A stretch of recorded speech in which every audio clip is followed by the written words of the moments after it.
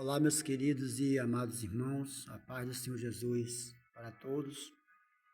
Aqui quem vos fala é o pastor Crispim. Eu quero transmitir uma palavra da parte de Deus para nossas vidas, em nome de Jesus. A palavra do Senhor que se encontra no livro de Jó, no seu capítulo 4, do verso 1 até o versículo 7. Deixar essa palavra para nossa reflexão. Aqui no livro de Jó, no seu capítulo de número 4, vai dizer assim o tema: Elifaz repreende a Jó. Verso 1 diz assim: Então respondeu Elifaz, o temanita, e disse: Se intentare alguém falar-te, enfadas-te, mas quem todavia poderás conter as palavras? Louvado seja Deus, né? Então Elifaz aqui ele está dizendo para Jó que se toda a vida alguém viesse falar com Jó, as palavras dessa pessoa que viesse falar com Jó o enfadaria. Mas ele vai dizer que todavia quem pôde conter as palavras, né? Então você vê que Jó ele foi um homem íntegro, um homem reto, temente, fiel a Deus, que se desviava do mal. Mas você vê que isso não interveio de que o mal pudesse vir até a vida de Jó. Jó, nós sabemos que ali o inimigo pediu a Deus para tocar na vida de Jó, e Deus ele permite. E Jó ele foi tocado ao ponto de Jó ficar naquelas chagas ali, né, no seu corpo, aí ele chega ao ponto de ficar num pó e na cinza se coçando com um caco de teia. E Jó estava vivendo um momento agora de tanta angústia, né, de tanta aflição, que quando as pessoas vinham falar com Jó, as palavras dessa pessoa que vinha falar com Jó servia de incômodo, né? Jó ficava enfadado, porque é normal que quando nós estamos passando como ser humano por um momento difícil, as pessoas que nos conhecem, nossos amigos, nossos irmãos em Cristo Jesus, às vezes no nosso anseio, nas nossas aflições, as pessoas elas vêm trazer uma palavra de ânimo para nossas vidas. E era isso que estava acontecendo com Jó. Aqui o versículo 3 vai dizer assim: Eis que tem ensinado a muitos, e tem fortalecido as mãos fracas. Jó, aqui Elifaz está dizendo que ele tinha ensinado, né, ensinava a muitos, e pessoas que estavam com suas mãos fracas, ele ajudava a se fortalecer. O versículo 4 vai dizer assim: As tuas palavras têm sustentado aos que tropeçavam, e os joelhos vacilantes têm se fortalecido. As palavras de Jó fortaleciam os que tropeçavam, e os joelhos vacilantes se fortaleciam, ou seja, pessoas que talvez na sua fé, na sua caminhada, já estava se desanimando, né? Já estava ali provavelmente desistindo, e Jó ajudava essa pessoa a se erguer, a se fortalecer. O versículo 5 vai dizer assim: Mas agora, eis chegada a tua vez, tu te enfadas, sendo tu atingido, te perturba. Então quer dizer que Jó agora, ele sendo tocado, ele enfadava, né? E quando alguém vinha falar com Jó, as palavras dessa pessoa até servia de perturbação para Jó. Você vê que por a pessoa servir a Deus, né, ter fé, através do seu testemunho, da sua fé, da sua confiança em Deus, você até ajudar outras pessoas, isso não impede que o mal possa chegar até nossas vidas. Então Jó agora nesse momento aqui vai dizer no versículo 6, porventura não é o teu temor em Deus, aquele em quem tu confia, e tua esperança e retidão dos teus caminhos? Então quer dizer, Jó confiava em Deus, a confiança de Jó, a esperança de Jó era em Deus. E às vezes não é diferente nas nossas vidas, às vezes nós servimos a Deus, e quando nós passamos por um momento difícil, a pessoa vem nos confrontar e dizer: mas você não serve a Deus? Você não ajudava, você não orava, não intercedia por alguém que estava necessitado?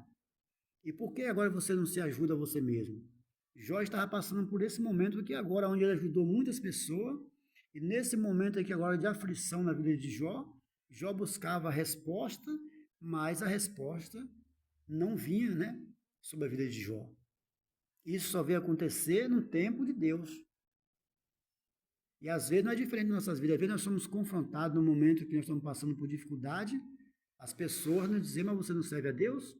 Cadê o Deus que você serve? Cadê o Deus que você clama? Por que você não invoca a Ele agora e Ele te ajuda a você sair dessa situação difícil? Porque as pessoas, na verdade, nunca vão entender o trabalhar de Deus, né? Porque os pensamentos de Deus, a forma de Deus agir, não é a nossa forma. Aqui o versículo 7 vai dizer assim: lembras-te, acaso já pereceu algum inocente? E onde foram os retos destruídos? Na verdade, uma pessoa que é inocente, jamais ele vai perecer. Porque se nós somos inocentes diante de uma situação, nós não temos que justificar. Porque quem vai nos justificar é Deus, e Deus não vai deixar nós perecer. E Deus jamais vai deixar um justo ser destruído. Diante de qualquer situação, se nós somos justos e somos, né, fiel a Deus, Deus, por certo, Ele vai nos dar vitória. Você vê que ali, né, o mais importante na vida de Jó foi que tudo isso que aconteceu, por mais até que alguém venha falar e as palavras da pessoa se vê de incômodo, né, e de enfatização para Jó, mas a fé de Jó em Deus, ele não deixou ser abalado. A Bíblia diz nos livros de Salmo 125, os que confiam no Senhor são como os montes de Sião, que não se abala, mas permanece firme para sempre. Então, uma fé não abalada é você confiar em Deus e mediante qualquer circunstância que possa vir a acontecer contigo, contra a sua casa, contra os teus. E Jó lhe confiou. A Bíblia diz no livro de Salmo 46, Deus é o nosso refúgio e fortaleza, socorro bem presente na angústia, pelo qual não temeremos. Então não temos que temer mediante qualquer situação, nós temos que continuar confiando em Deus. A mulher de Jó chegou ali satisfeita para ele e vai dizer, né? Você ainda continua servindo a esse teu Deus? Amaldiçoa Deus e morra. Mas Jó vai dizer que como uma louca ela falava. Deus deu tudo para ele, tudo Deus tinha tirado, né? Ele saiu nu do ventre da sua mãe e nu para lá ele voltaria. Mas ele continuaria adorando a Deus mediante qualquer circunstância. Então você vê que Jó, ele até chegou o momento de que ele fez muitos questionamentos, mas ele não blasfemou contra Deus e ele não negou a Deus. Você vê que é uma palavra que tem falado muito ao meu coração no livro de 2 Crônicas, no seu capítulo 20, a partir do seu versículo 17. A palavra vai dizer que Josafá estava diante, né, o rei Josafá, diante de uma grande peleja. E ali os amonitas, os adonitas, né, pessoas de outras tribos, se levantou contra a vida do rei Josafá. E Josafá, como ser humano, ele por certo temeu. E Deus ele vai usar ali o profeta Jaziel, que vai chegar até ao rei Josafá, e vai dizer para que Josafá não viesse se movimentar, mas ele viesse totalmente confiar em Deus, e ele veria o livramento de Deus sobre a vida dele. E Josafá, na verdade, ele confiou, né? E nós sabemos que Deus, diante daquela peleja, deu grande vitória, Deus deu para Josafá, né? O Senhor ele fala assim, nessa peleja não tereis que pelejar, mas sim, né? Deus ele pelejará por vós. Então, Deus pelejou, louvado seja Deus, a favor de Josafá e deu grande vitória a Josafá. Então, o problema que eu entendo, né? Mediante essa palavra que Deus trouxe no meu coração, que nós, como seres humanos, às vezes, nos nossos anseios, nas nossas tribulações, na nossa aflição do dia a dia, nas nossas ansiedades, nós não confiamos em Deus no momento que a adversidade quer para nós confiar. Nós achamos que às vezes estamos só. Às vezes falamos que colocamos uma causa na mão de Deus, mas nós tiramos a causa e queremos resolver na força dos nossos braços. A Bíblia diz, né, que uns confiam em carro e outros nos seus cavaleiros, mas nós façamos menção do nome do Senhor dos Exércitos. Ali o Salmo 37 vai dizer isso. Versículo 5, entrega teus caminhos ao Senhor, confia nele, tudo ele fará. A Bíblia diz que Deus ele fará sobressair a tua luz como um pleno esplendor do meio-dia. A palavra vai dizer, deleita-te no Senhor, e ele concederá o desejo do teu coração.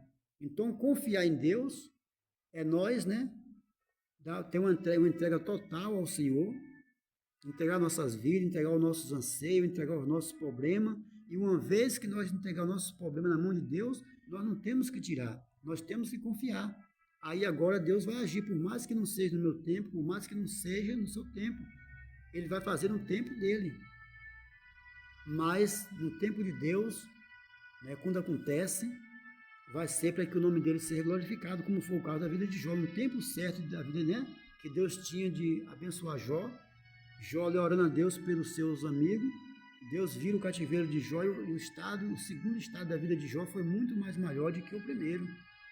Então, o que eu venho dizer através dessa palavra, talvez eu estou falando para algumas pessoas que vai me assistir através dessa mensagem, que talvez você está desesperançoso, talvez você está desacreditado, talvez você está temendo diante de alguma situação, mas é como eu disse na palavra do Senhor, né?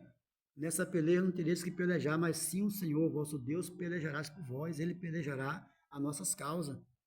E se Deus ele, né, estiver pelejando a minha e a tua causa, por certo nós vamos ser mais do que vitoriosos. Porque o Deus que nós servimos, ele não perde causa, ele não perde, né, batalha. Louvado seja Deus. Então que nós viemos ficar com essa palavra da parte de Deus para o nosso coração e que Deus ele possa falar de forma gloriosa, né, ao coração de cada um em nome de Jesus. Quero fazer uma breve oração e que Deus ele possa, através dessa mensagem, através dessa oração, abençoar vidas, né? Em nome de Jesus, todos aqueles que crê. A Bíblia diz: se crês, verás a glória de Deus.